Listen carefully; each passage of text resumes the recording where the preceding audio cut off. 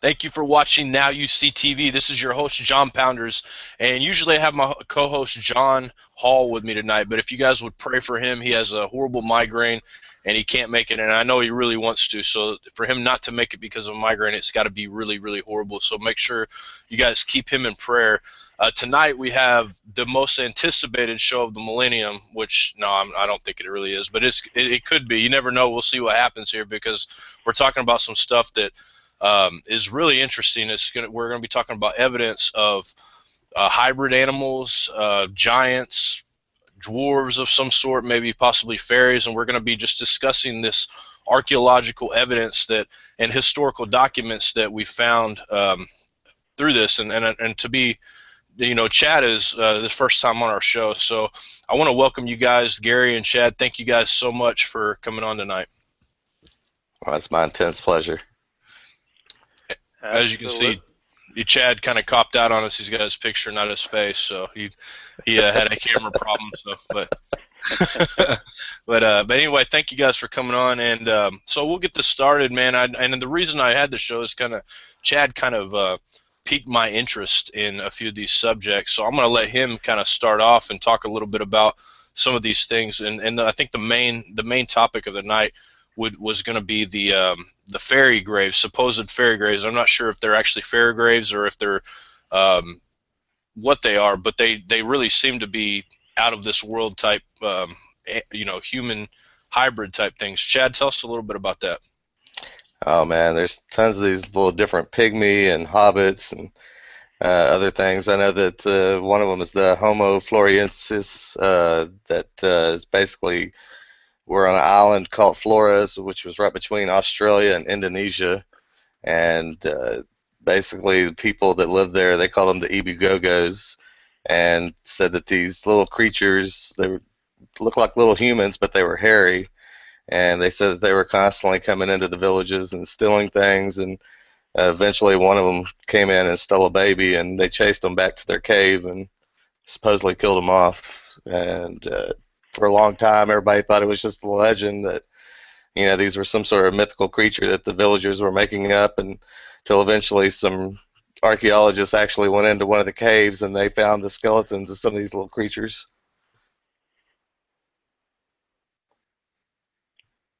Do you want me to get?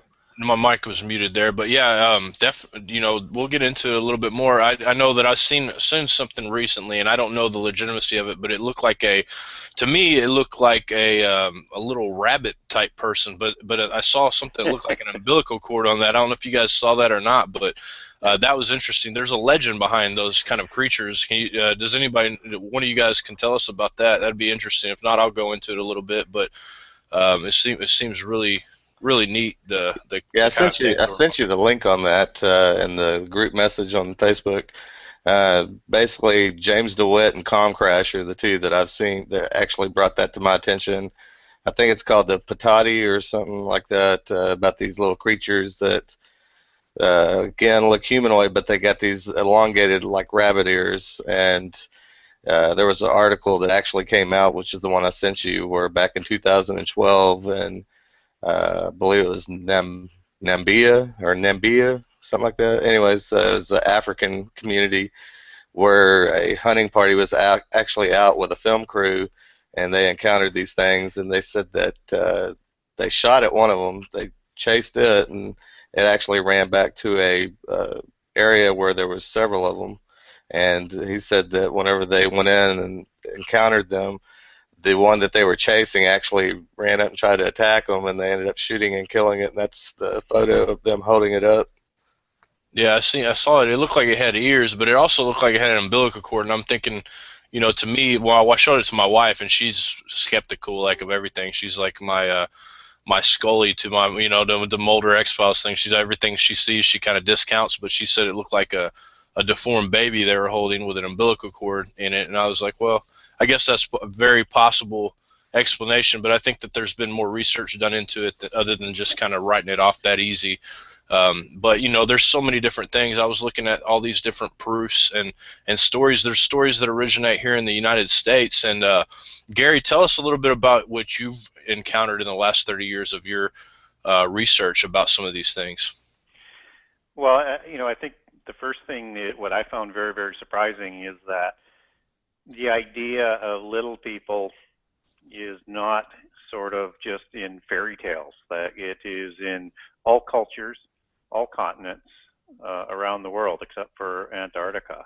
And although there's not that many that's known in Asia, but you take the ones that are in Indonesia that Chad was talking about, and those are the same types of beings that are talked about all through Southeast Asia and into Asia. So I think when we look at the fairy mythology and some of the archaeology on the fairies, we need to understand that this is another one of those common sort of worldwide human legacies where everybody in every continent has this mythology. And I think they're one of the reasons why it is difficult for people to accept. And there's so many different looks to the fairies, and there's not just one kind of them. I mean, there are some of them are 2 feet, some of them are 3 feet, some of them are 4 feet, some of them are really, really small. And we see all of these different kinds being represented in a lot of the different fairy tales and a lot of different literature, so that we see, hairy ones, we see spindly ones, we see really ugly ones with big noses, and these are all representations of the variety of all of the different types of fairy tales. Not of fairy tales, but of the little people. And when we talk about what Chad was talking about, the North American account, I mean, people don't understand, or maybe they don't realize because it's not well published, that the native North American Aboriginal history, and they would look at it as history, not mythology, just as the Greeks would look at it that way, is absolutely loaded with talk of the little people. And not only, there's 3 sort of common things. I mean, there's a lot of different commonalities between the tribes of North America, but it's in almost every tribe you have the giants, and you have the little people, and you have Sasquatch or Bigfoot. And they all seem to be sort of connected and related. And that's some of the surprising things that, kind of struck me as I dug into the fairy mythology.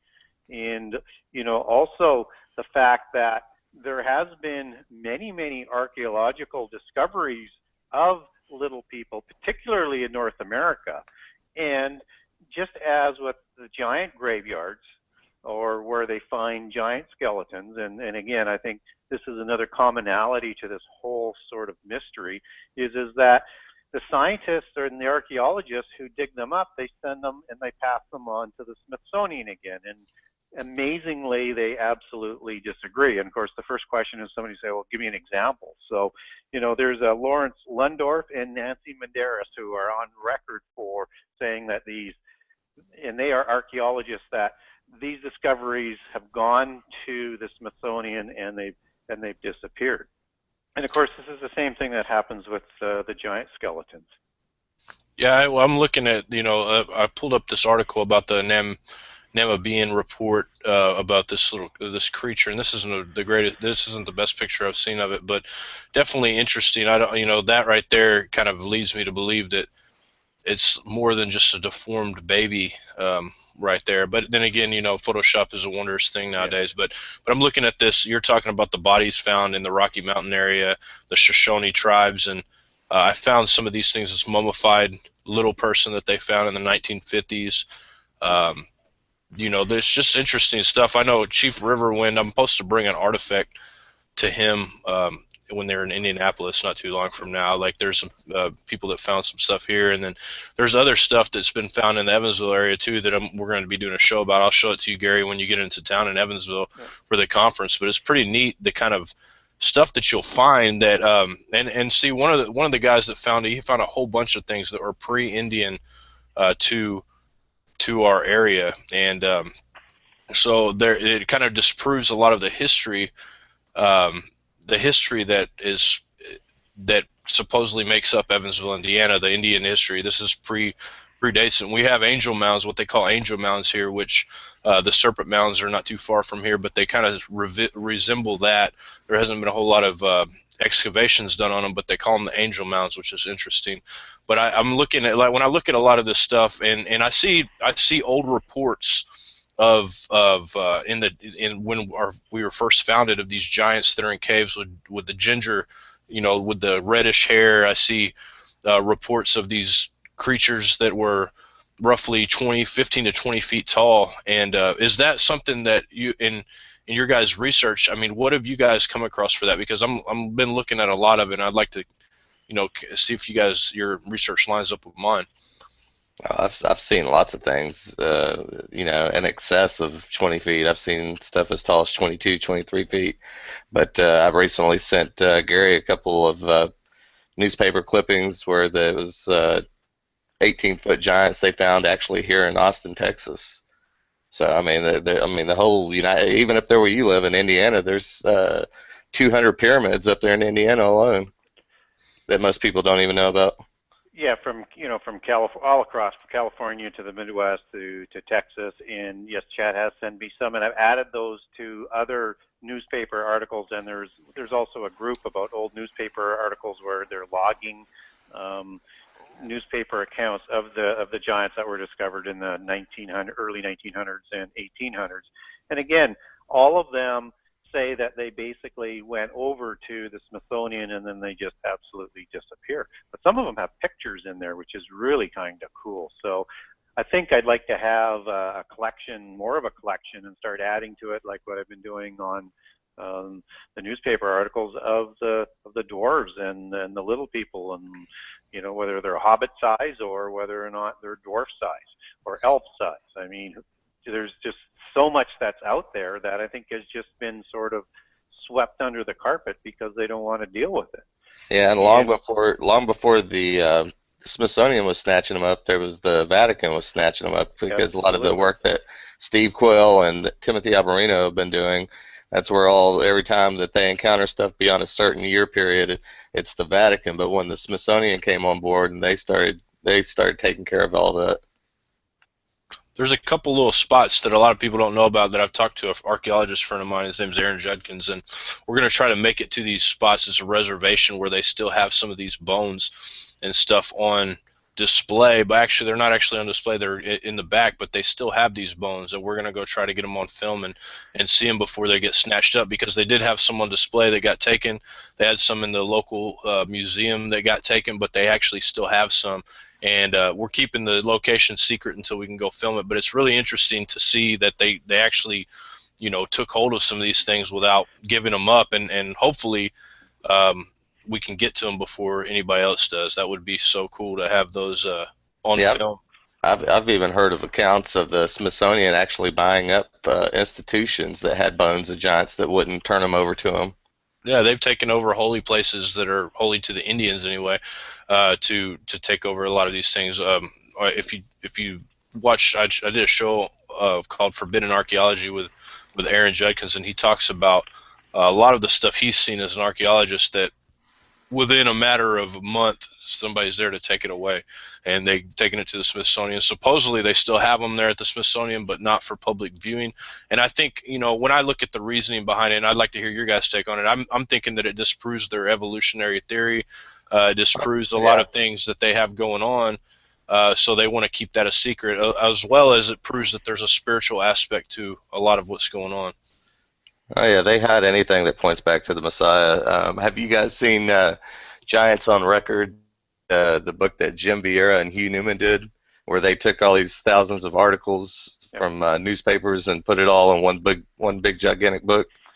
Yeah, I haven't seen that book. That'd be a great book to have, but I've heard about that. That's a great sort of record that hopefully doesn't just kind of disappear and all the copies disappear, because that's supposed to be just awesome. Oh yeah, and just about every single article in there, at the very end, it says that the bones were sent off to the Smithsonian. Every single one. So if you look at, just to get back to your point on this, John, is the reason why both the Vatican and the Gnostics and the polytheists have separate reasons why they don't want much attention put on this. So when you look at what the Gnostics are trying to do is they're the ones who introduced the evolutionary theory, and it's sort of the first layer or the superficial aspect of evolving into gods, but they're talking about a spiritual evolution in terms of the soul. But they created evolution not as to hang their hat on. They did that to turn people away from Christianity. That's the only purpose that it serves. So the reason why they don't want the true history, which they truly believe in terms of their connection back to the giants and obviously a connection to the fairies and so much more that we've talked about on so many other shows, is that they want to keep the focus on destroying the only thing that's really preventing them from creating the New World Order and world government in the end time, and that's the stubborn Christians. They have to destroy Christianity. So don't get caught into the idea that they're trying to defend evolution. They're trying to keep it there to destroy Christianity and to deceive people. So, I mean, there's a different motivation there. And of course, the Vatican, I mean, they've got a lot of mixed sort of things going on in the Catholic Church. But certainly, they have seemingly no interest in wanting to look at prehistory whatsoever. So they tend to hide and keep secret all of that. And you know, if you've ever attended a Catholic church on a regular basis, I mean, they will never talk about Genesis 6 in terms of the giants or what happened really before the flood, other in a very, very superficial manner. Yeah, and it seems to be the case with a lot of I guess churches anyway, Baptist churches, you know, you name it. They just, it's in seminary, they pretty much shy away from any kind of information like that, and it's really sad. I mean, I went to a Bible college, and that was one of the first things they tried to make people believe that the Sethite theory was the thing that they taught there, and that was you know, it doesn't hold water at all to the Scripture. I mean, I've tested it. You know, in fact, I got, you know, those are some of the questions that if you go to church and talk about, that you'll actually get in trouble for talking about, or they'll tell you to, you know, quit questioning the Word of God and stuff when you're just trying to ask questions. That's one of the reasons that I turned from Christianity as a young, you know, before I came back to it. That's one of the reasons I turned, because the questions I would ask, they just didn't have an answer for, or they just didn't care one way or another. So, but this picture right here, wow, this thing is interesting looking. I don't know if you guys can see the screen share that I got going on. I'm trying not to share anything too crazy, but that right there is I wonder if that's been DNA tested. It's supposedly in Wyoming, US, so I don't know. I wonder about that. Do you guys know if that's been DNA tested? I know that they've done an x-ray of it, and it actually has an internal skeleton, so it will. Right. You know, yeah, I believe it's probably human, you know, or humanoid type creature. I just wonder if, you know, something like that, man. I mean, somebody needs to get that DNA tested. That's just interesting. It is, and I think you know, if there's more attention focused on this, I think it'll gain momentum, just like the concept of North American giants has just sort of snowballed in the last 4 or 5 years. I mean, you would never really hear of it in a large way, you know, a decade ago. So I think shining some attention on it and bringing out, you know, the connections to what might be between the giants and secret societies and prehistory and aliens and all those other sort of connections, because I find the more you dig in, you just see more and more connections. You know, John, you and I did a show on Peter Pan the other day, and I had alluded to a fact that, you know, one of the little boys, which, you know, is representative of different types of, you know, little people, I think, in Peter Pan, would be the North American little people. And, you know, in the Cherokee legend, and we didn't talk about this, kind of sorry I didn't, because it would have been a perfect show for it, but they have a legend about a boy who wanted to live forever, right? And he wanted to stay young forever, and he didn't want to grow up. And so he was caught in this tussle between his parents and, you know, wanting to do what he wanted to do. And the little people took him to a place where he could be young forever. And Wow. this is a very, very similar story to the Peter Pan story. So, I'm thinking, and they called him Forever Boy, is what I call it, loosely translated. So I think, there's these sort of undeniable connections between these mythologies, and the question is, what does it all mean, and where do they fit? Yeah, no doubt. We'll have to go on a trek, Gary, and just go check out some of these spots and do a little documentary about it, because I mean I'm interested in it, and I think people are covering it, like they're talking about it, but and even in Watchers they went to some of these places, but I think if some of these places have been untouched and haven't uh, nobody's been to them to talk about them and see them, because I really want to go to these places and get it on video so people can know it's not just an article.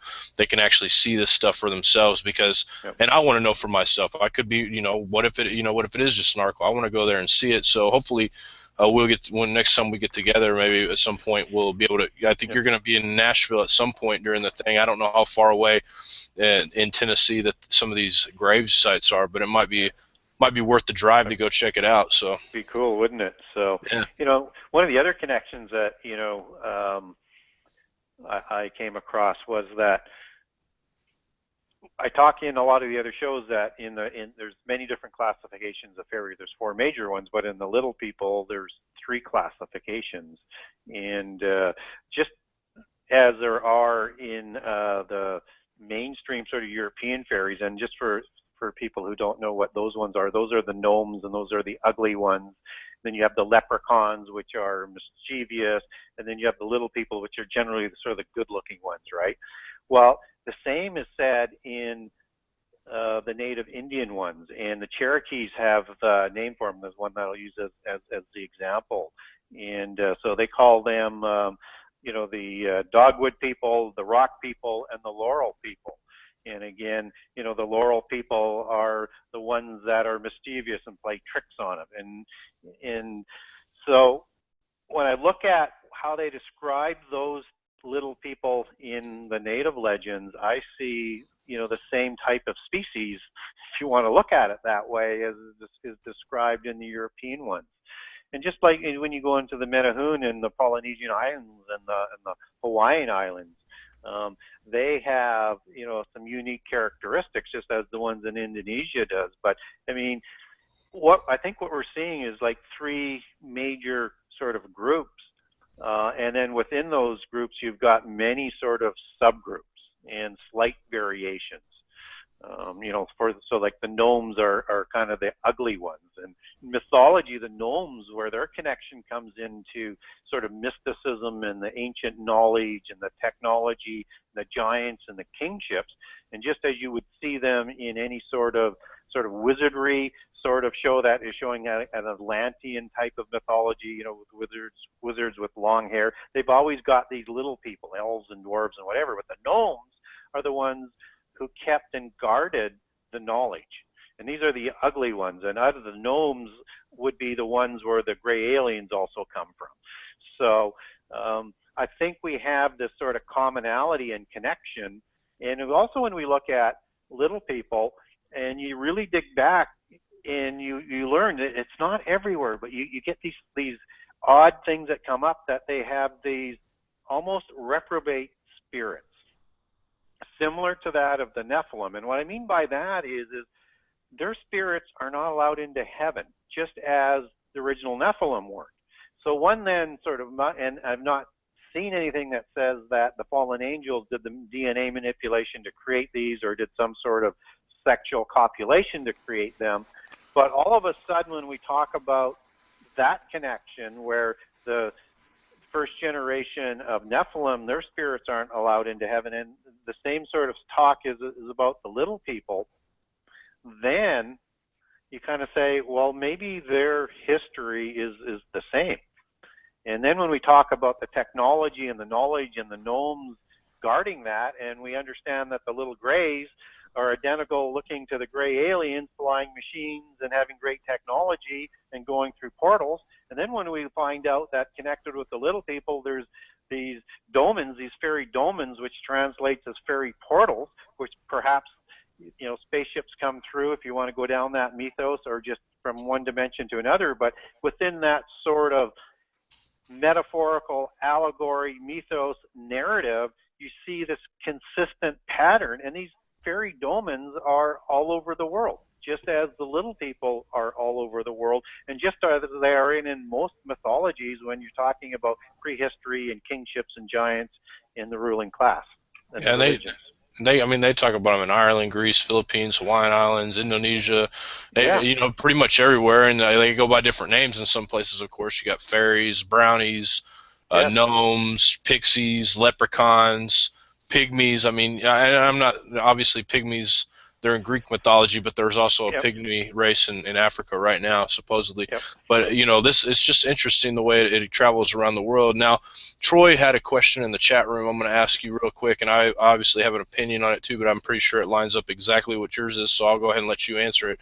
And it says, so did Tolkien follow the names of the little people from mythology accurately, or did he muddy the waters with his own fiction on top of what historically attributed to various races? Yes, he's added to it, in my opinion. If that question is directed to me, John. Yeah, it's directed to you. Yep.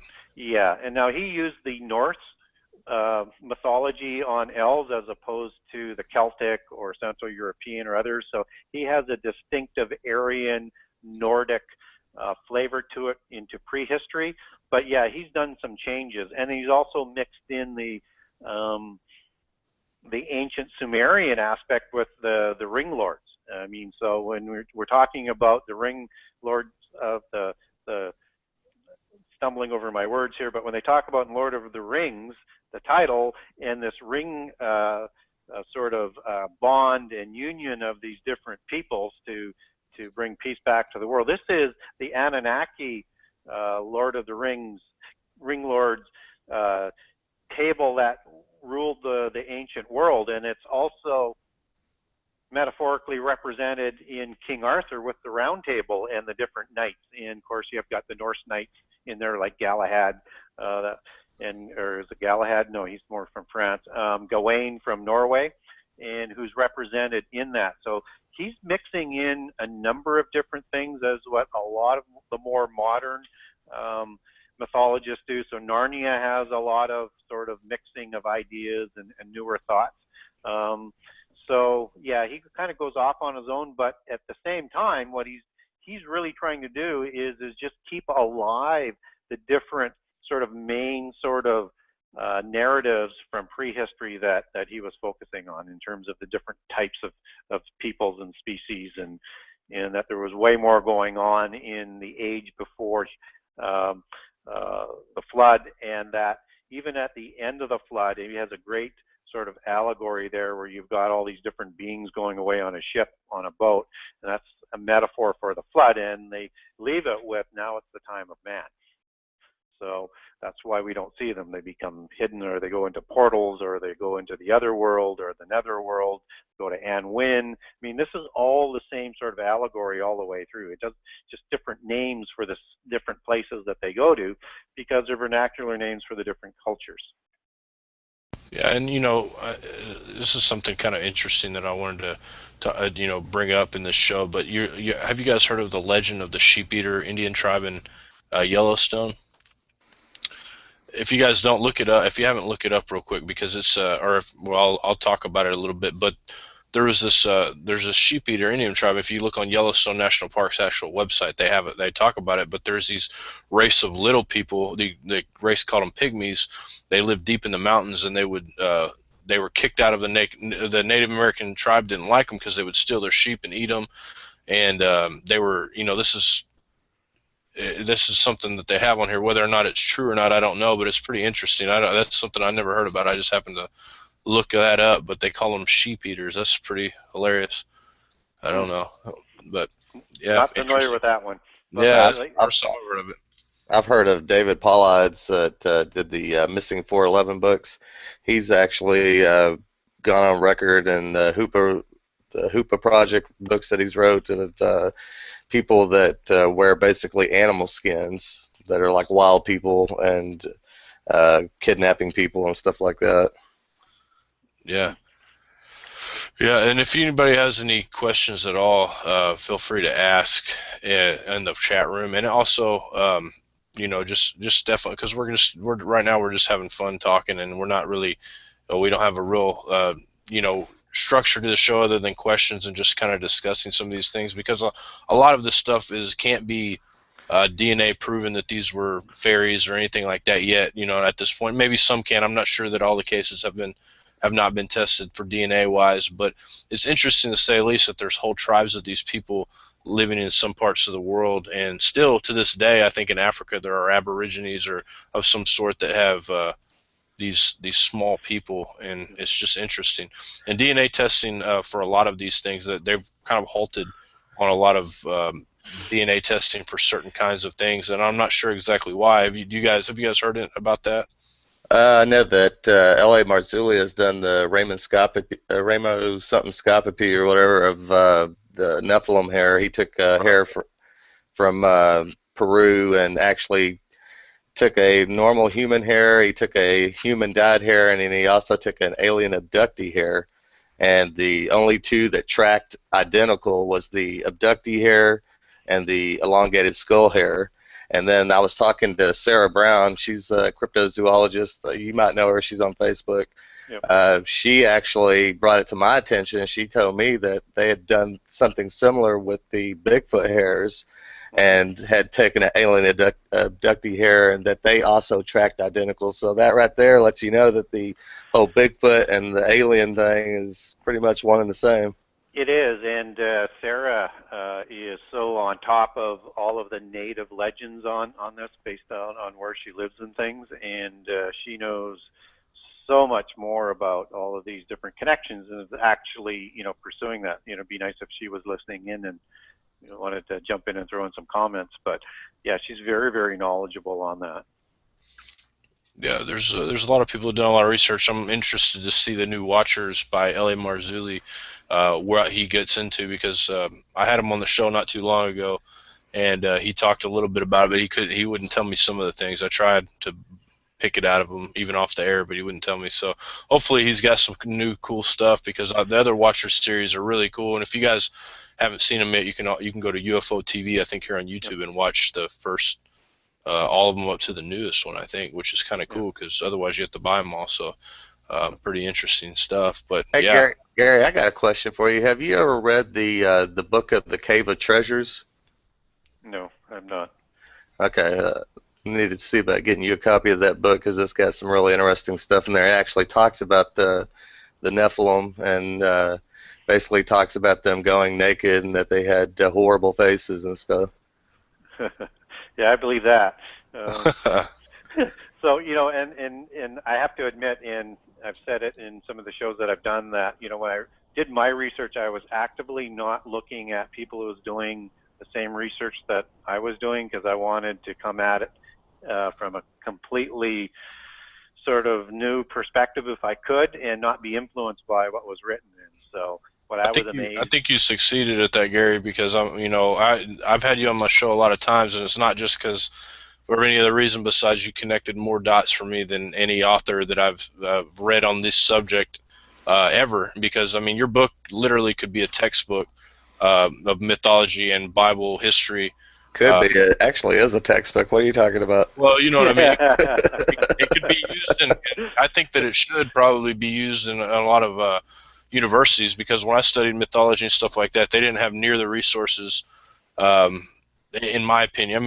You did have to do reports on certain aspects of different things, but you've got a wide variety. I was talking to David Carrico, and he's reading your book now, Gary, and he said he's got 80% of the books that you referenced in that thing, but there's another 20% that he didn't have, that he's really sitting down taking the time to read it. It's pretty cool. So yeah, excellent. And the other thing that I found about, and again, I didn't spend a whole lot of time on the North American aspect of it, because the book was so big, and I kind of wish I had spent a little bit more time and got more of it into the book, because it's so popular now. But one of the consistencies to this whole mystery is that most of the graveyards that my understanding of the little people that have been found or said to have been found, they kind of stick to the sort of the main civilizations, and like the mound civilizations for the most part, right through the Midwest. And I've not heard as much in terms of graves and things that would be out where the Hopi are. but I might be corrected on that, but it just seems to be, it sort of runs right up the middle, and so that whole civilization that sort of connects back to the Aztecs, and which civilization started the Aztecs. And most people think that the Aztec civilization came out of North America and went down. And what's interesting also about that, when we talk about little people, is that, let's say we take the Hopi, and that's why I'm curious if there is any sort of graveyards or archaeology about the Hopis. Is they have one of the most, and the Arikara, distinct legends that go back to Atlantis. And what reason why that's important is because in the Atlantean mythology is that you've got these Neroids and all these little people that go along with these wizards and things and their mystical religions and the giants and the titans of Atlantis. And they actually believe they came from a island in the Atlantic, and they were white, and they were the Snake Clan, which is really, really sort of connecting dots. And it sort of goes back to what Chad was talking about, how ugly these things were. And I do believe that they looked like their fathers, which were the seraphim angels, and had the face of a viper. Now, when you have that sort of ugly look, that was passed on from sexual copulation and creating a hybrid species between humans and fallen angels. The seraphim angels in this case, their watchers were the Grigori. And then we have all of these sort of ugly little people and a few good-looking ones. It just, I wonder whether or not that was DNA manipulation or that was crossbreeding, and to arrive at that. And I also wonder then at the laws that were given to the Israelites not to interbreed different species. And that law was given, very close in the center of other notorious crimes of the antediluvian world, like drinking blood and strangling animals for ceremony and worshiping idols. And I don't find these things in my own mind to be coincidences. I think it's a connection, and it's just a matter of adding more information and research around it to give it more context. Hey Gary, have you read the Book of Giants? From Enoch? No, it was actually a complete different book. We only have fragments of it that they found in Cave 1 of Qumran. Yes. But one of the things that it actually talks about, it kind of mirrors Enoch, but it goes a little further into depth and in detail, and actually talks about that each one of the angels actually took 200 of each kind of animal, and that they basically use the word miscegenation, which means sexual in nature, and that they created this race called the monsters. So it wasn't just the Nephilim that they created. They also created a whole different race called the monsters, which were all sorts of things you can't even imagine. Yes. So, and I've got a couple of versions of the Book of Giants, and they're the Gnostic versions. So, I don't think they're not long books, so they're obviously not complete. And you're absolutely bang on that, Chad. So, and when we look at some of the other things that were created, it's certainly in mythology, whether or not it's Pegasus or centaurs or whatever. I mean, there were so many different animals in prehistory that were created that were crossbreeds and things like that. I mean, even the Minotaur in the Labyrinth and part of the whole bull cult. I mean, that was, copulation between a bull and a female to create that, or a god. I can't quite remember that mythology, but I do know that the centaurs were created in a cloud. And so that tells, that to me, that suggests some sort of technology or DNA manipulation. Yeah, and when you talk about your next book, I can foresee a North American giants thing going on here. Is that something you're looking into doing? Because you look at all these different things, like we're talking about red-haired giants that stood 12 foot tall, that the early settlers had to fight them off to keep them from coming and stealing. They were cannibals. You've got all these crazy things going down. These are from like old articles and old stories of the Indians at that time. But I mean, interesting, over in Nevada and Utah area, just right out there in the desert. And anybody that's ever been out there, there's so many places to hide out there. It's it's unreal how big and vast this area is possibly be. So Yeah, just I've got several books by Sarah Winnemucca, who was actually one of the female Indians of the Pi Indian tribe that actually dealt with the red-headed giants that were coming and basically stealing their loved ones, kids, animals, and stuff like that. And finally, after the Paiutes had enough of it, they basically bound with all the other Indian tribes that were in the area, and they chased them into that Lovelock Cave and set the mouth of the cave on fire and basically killed them with smoke inhalation. Yeah, I've heard that was done in several locations. So whether or not it's a retelling of a different story, or it was just what you had to do to destroy these giants. And there's also a lot of research out there suggests that giants, as well as the little people, like to live in caves and in more mountainous regions, preferably. So I think again, there's that commonality that suggests there's a connection there, just as with Bigfoot. I mean, you don't find Bigfoot on the bald prairie, right? So right. that I'm aware of, anyways.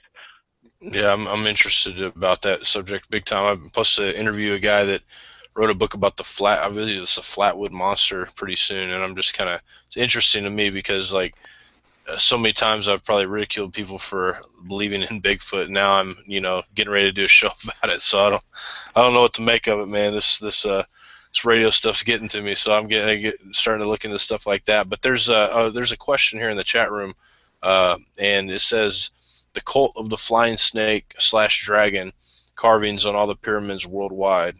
Do these align with the pyramid cultures? And that's ask question to you, Gary, I believe. Okay, can you repeat the question just so I've got all the details? Okay, he's talking about the cult of the flying snake dragon carvings on all the pyramids. Do those align with the pyramid cultures? Yes. I mean, the snake and the dragon are in all of these cultures because it's all part of the same religion. I don't care whether or not you go to a pyramid in Central America, or you go to a pyramid in Egypt, or you go to a ziggurat in Sumeria, or you go to a pyramid in Indonesia, that they have all of the same imagery. Some of the snakes look a little bit different, but when we look at the gods of the Aztecs and of the Quiché Maya and the Olmecs and the Toltecs and all the different tribes there, I mean, we are talking about snake-like gods, right? And with feathers. And so Quetzalcoatl was a flying serpent, just as Osiris was a flying serpent. This is exactly the imagery that they're trying to portray and connecting it with the pyramid.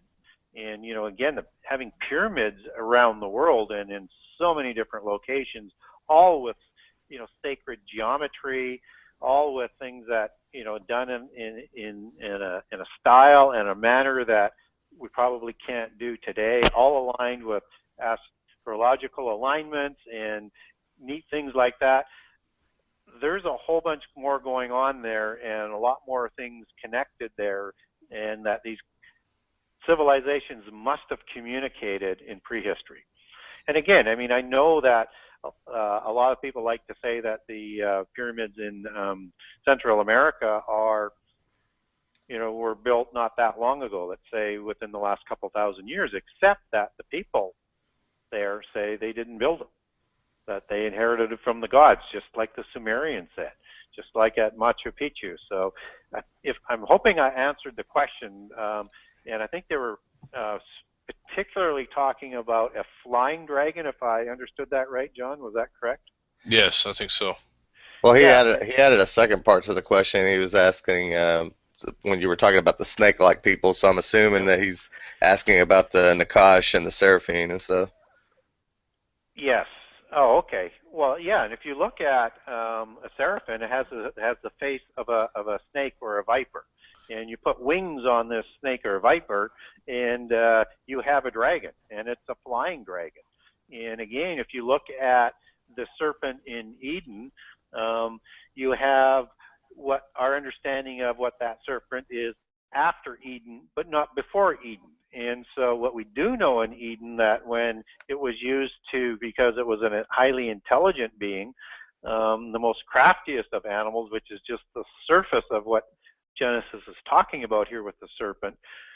They had the feet and the legs hacked off, and wasn't able to speak, and is not the highly intelligent animal that it was.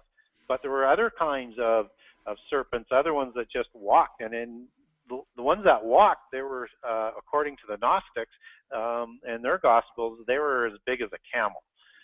But there were other serpents that has wings. So now you have an animal, reptilian type of flying dragon as well. But I truly believe most of the imagery that goes back to China, or it goes back to Central America or Egypt, is talking about the seraphim angels in their seraphic form.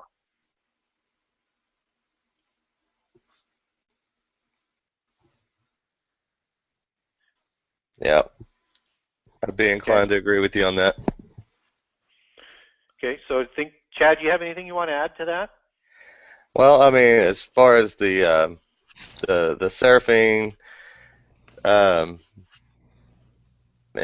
I'm losing. I lost my train of thought. I'll add something to it. My mic was on mute. I was sitting there talking. I'm like, these guys can't hear me, I guess. So I was, the snake worship is obviously, when you look at, first off, for one of the main stories, Gilgamesh, I mean, the Sumerians worshiped the serpent god or goddess named, tell me with the translation, but it's like Ningishzida, is an ancestor of Gilgamesh. So obviously, Gilgamesh was some sort of serpent-like, of God, small g God. So these were ancestors of them. Still maintain the serpent look.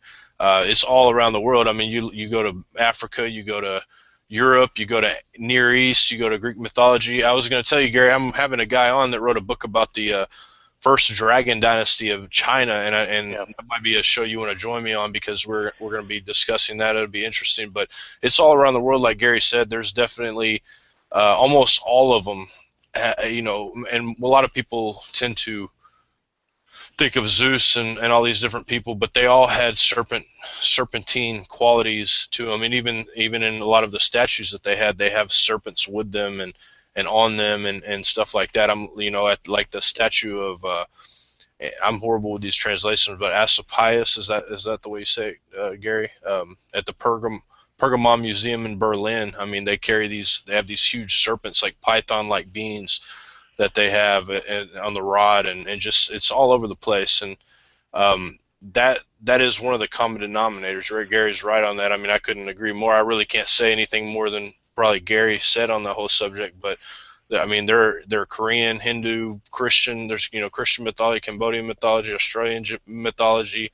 I mean, you name it, it's there. And you see these mounds, serpent mounds, all over the United States. You see, I don't know why they call them angel mounds in Evansville. I really need to look more into it, because we have a angel mounds place right here where Native Americans still have like their little stuff going on there. So that might be something too to check out, Gary, while we're here, to see if we see anything interesting with it. So sure. And the Greek gods, a lot of the imitations of those, and the very, very old ones, they were depicted as serpents. All of the Sumerian gods were depicted as serpents, just as the kings were. And you see this, these elongated skulls that are, again, typical of that serpentine look, in terms of having that sort of long look, and those high cheekbones and the slanted eyes and glowing eyes and thin lips. And ever get a chance, look at Akhenaten at a King Tut museum, and that's circa 1250 BC. So he still looks like a serpent, if when I look at him. And then they have that really sort of, everybody thinks it's a stylized woman sort of shape to him, but he's got a very odd shape that's almost trying to depict a serpent. Then you have the cobra that's all over Egyptian imagery. When we talk about the commonality of the serpentine look and the gods that were depicted as serpents, it is again, common thread that goes through prehistory. And another common theme is the seven mountains, the seven sacred mountains of prehistory. And whether it's in the dragon, they have seven sacred mountains, and they believe they were all in China as they interpret it today. But if you link that with the other mythologies, those are the 7 cult centers that were around the world. And those were the 7 angels that taught the illicit knowledge and were the leaders of those cult centers around the world. So whether or not you had, Atlantis, or you had Sumeria, or you had Mu, or whatever you want to call these ancient cult centers around the world, 7 is a common denominator because it comes from those 7 leading seraphim angels. And they built these religious centers at these cult centers. And they did the ritual sacrifices, and they had imageries of snakes and dragons and cherubim and everything, all in these cult centers that they had created. So there's no wonder that there's this common prehistory. The thing is we just can't prove a dragon ever existed. But if you can imagine a dragon without wings and any sort of hands or feet, you have a snake. Yeah, and that was part of the curse of the dragon, of the serpent in Eden, to crawl on the belly, from then on. So I mean, we have a lot of interesting stuff, to say the least. But even the pharaohs, you said, they have the thing on their head that gives them that serpent look, and you can see their faces have this kind of just like almost narrowing slant in the serpent eyes, and there's no doubt about that. I mean, obviously, people try to, one of the things in the Book of Enoch that the angels tried to have people do is to beautifying the eyelids, and one of the things is to give it almost like a serpent-like look, and the way women do makeup nowadays almost gives them a serpent-like look, and I think that probably all stems back from back in the ancient times, and there's no doubt about it to me anyway. So. Yeah, and also in the Book of Giants, I believe it was Malway was the name of one of the Nephilim, who actually, it talks about him actually taking flight, just, leaving the earth and flying across the desert of desolation. So, I mean, that's the thing, I believe some of these creatures had supernatural abilities and were actually able to actually fly around. That's why we get a lot of this plume serpent and stuff like that. Well, yeah, those seraphim angels actually, they probably did fly around, so as plume serpents. And it's interesting, Chad, you bring up Mahe, and he's believed to be a direct descendant, whether it's the first son of or the next generation of Azazel or Shemiazet, and there's a lot of people. I think he was actually the son of Azazel. It talks about he was the one that actually was having the dreams. He kept having dreams of these tablets with all the names. They kept being submerged in the water, and whenever they would come up out of the water, there was only 8 names left on there. Yes, and he was having these horrible dreams about the flood, and I think the one of the 7 angels that I talked about, I think it was Bakariel, that was telling him that there's nothing that they could do to prevent the flood from coming, and these horrible nightmares he was having of the flood. And what's interesting about that, and as connected out of a piece that I quote in the book, Gilgamesh was one of those giants that was being told that the flood was coming, there's nothing they could do, and to prepare for it. And again, the Gnostics call that not just the Book of Giants, that's the first book of Enoch of the Book of Giants. So they attribute that one to Enoch the Evil, I think. Yeah, and that would line up with the Mesopotamian and the Semites, mythology about that, at the time when Israel was still coming into Canaan and stuff, they had this Ningishzida that was an ancestor of Gilgamesh. So in order for him to be an ancestor of Gilgamesh, somehow either they had to make it across the flood, or this, this text is pure, and then myth. I think it's the Babylonian Talmud, if my memory serves me correct, that has Og and Sihon descending back to Shemiaz through either Hayai or Mawe. I can't remember which one, but again, and which is really interesting because in the Bible it says Og was the last of the Rephaites, and Sihon was Og's brother. So was he a surviving giant as well, like what Gilgamesh was? All right, now that all goes back to the one thing that you pointed out to me one time, the Table of Nations. These beings were not in the Table of Nations that descended from Noah, so it's almost like they had to have made it across in some way, shape, or form. Or were recreated, yes. Right, exactly. Yep. And so, yeah, it's interesting stuff, and and I know that, man, I really hope you do go into a lot of the North American stuff, Gary. If you ever decide to go with another book, I know that the book you put together, I mean, it covers so many things. I mean, there's no you. Well, I can tell you this: like I've studied so many different books about these subjects, and to have a library that big is almost unbearable. Right now, I don't have enough room for all the books that I do have right now, but you put a lot of those, almost all the books that were on my read list together to kind of just form this real connect the dots type textbook, and for people that have not got your book yet, I mean, I know that most of my listeners know exactly who you are. You've been on my show, I don't even know how many times, a lot, probably 10 times maybe. But for those that are listening right now, Gary, tell everybody where they can get your book, and tell them the name of your book and all that good stuff. Yeah, so the name of the book is The Genesis 6 Conspiracy, how the secret societies and the descendants of giants plan to enslave humankind. And so the book is available through most online bookstores, and most people will be familiar with Amazon.com and Amazon around the world. Also available through BarnesandNoble.com, eBay, Books A Million, doesn't really matter. If you just Google it, it's on almost all the different online bookstores. It's also available through Christian bookstores if you want to buy it and support your local Christian bookstore. And if they don't have it on the shelf, they can order it as it's distributed through Send the Light distribution and through Ingram's. And if you want an autographed copy, go to my website, www.genesis6conspiracy.com, and that's Genesis 6 with the number 6, so genesis6conspiracy.com. Go to the Buy Now section and buy from author, and I will autograph it or personalize it in any way that you would want and send it out to you. Very good. Chad, I want to thank you for coming on, and I want to remind everybody if you are in anywhere near the Evansville area, we have people that are flying from Florida to come too. So, I mean, even if you're not in the Evansville area, but you want to see Gary in person and actually get to, point some questions towards him, hear him speak. He'll be lecturing at this conference as well. It's in Evansville, Indiana, coming up May 7th and 8th. And this was well worth it because, Gary, this is the first time you've been to the States to do a conference, if I'm correct. And this will be interesting because we're going to have Rob Skiba there too, which Gary and Rob Skiba, their research, a lot of it goes really hand in hand.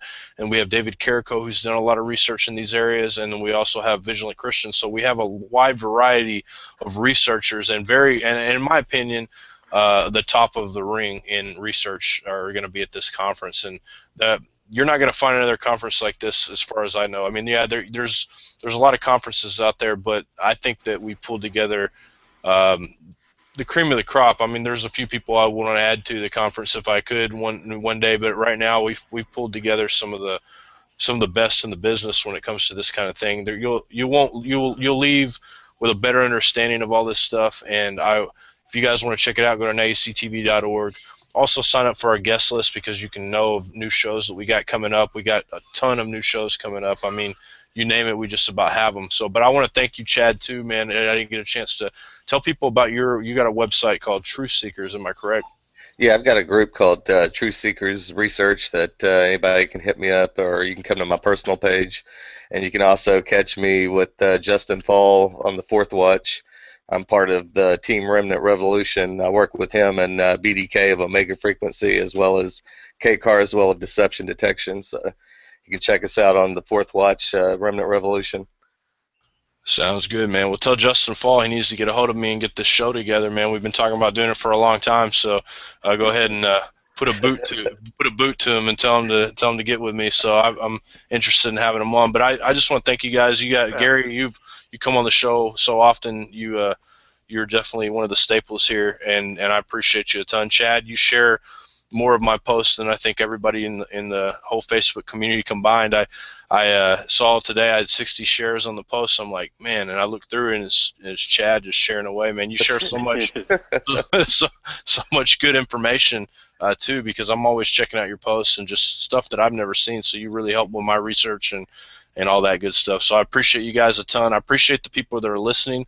You guys are the reason we do what we do. We want to get the information out there. Share this with your friends. Share it with your family. Even if they give you a tinfoil hat for your birthday, it's still worth it. You know, we appreciate you guys so much, and just make sure you guys tune in for our next show. I believe tomorrow, and I can't even remember, but we have. Let me look it up and real quick because I cannot remember right now. I got so many shows coming up. We got so many different people that That, I you, booked. that you've got a lot of new shows that you've added to your channel as well with Douglas Hamp and David Carrico. And Yeah, exactly, man. We got so many different ones. And tomorrow, actually, I don't have a show on Nice TV. I'm going to be doing an interview with Jerry Blaze from Here to Eternity, I believe, is the name of his show on Blog Talk. But I'll be posting a link about it on NowUCTV's Facebook page, so make sure you go to there. And you can keep track of Gary on Genesis 6 Conspiracy, Chad on Tree Seekers, and make sure you just keep track of what's going on, and we'll make sure to try to put as much information as we can out there for you guys, because I know if you guys are anything like me or Gary or Chad, you're hungry for new information, for things that'll lead you closer to on your quest and your journey. So, but anyways, I want to thank you guys. God bless you guys. We love you so much. And until next time, just be praying for your family, be praying for your friends, be praying for your community, because there's spiritual attacks on every one of us. So thank you.